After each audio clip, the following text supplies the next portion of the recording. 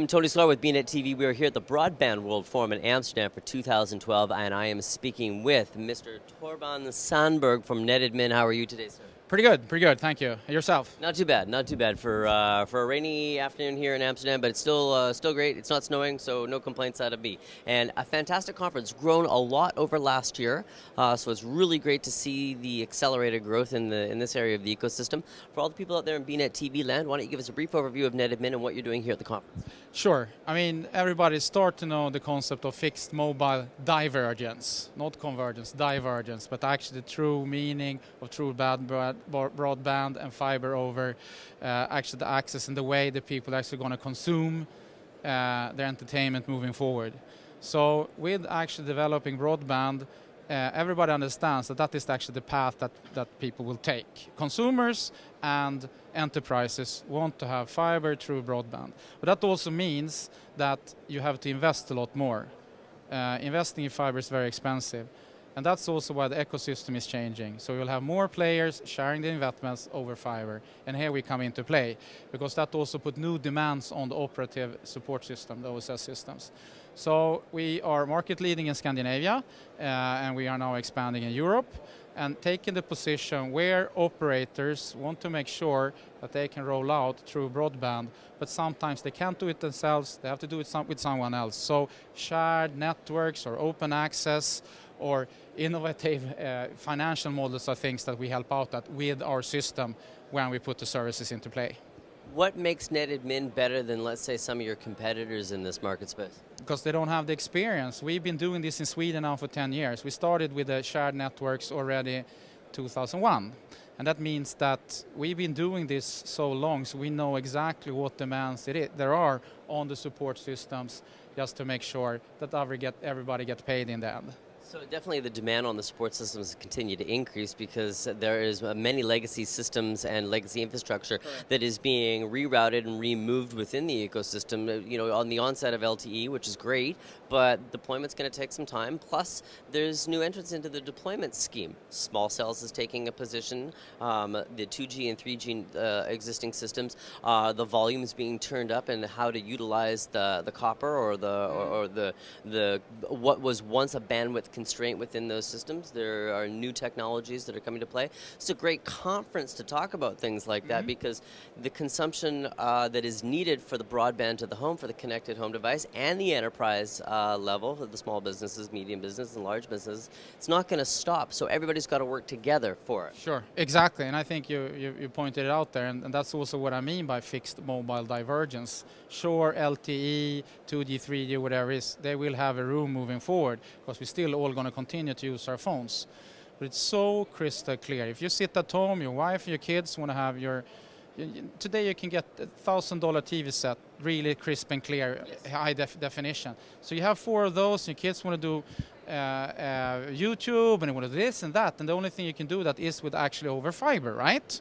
So, and the contention rate you will never be able to fix with the radio situation. So sure, the legacy systems and everything like that will have to come into play and complement that. But we think at the leading edge where the future is, and where you and me are going to pay our real bucks, is actually for being able to connect our company and our consumer consumption of entertainment from home. So I totally agree with that. Tomorrow I'm giving a talk about that particular topic. I'm speaking about the OTT consumption within the connected home, and how important that is. With the onset of new TVs, you said for $1,000, you can go and you can get a crystal clear, beautiful TV with a brand new app deck. Yeah. And what are you going to do when you put that into play? The first thing you're going to do is you're going to start to play. Yeah. I want this app. I want that app. Exactly. Oh, can I stream Netflix? Can I stream YouTube? Can I do this? And then the kids get involved. And so 5, 6 computer devices within the household, 4 or 5 mobile phones, 2 or 3 connected set-top boxes, and all of a sudden, out of nowhere, you're eating through a minimum of 2 gig a day, 3 gig a day, just in over-the-top playing. Yeah, exactly. You're spot on right. I mean, it's almost like you're working with our marketing department. So, and that also says that, you know, because on the contrary then, to deploy fiber is very, very expensive, right? It costs much more than LTE or all the other radio stuff.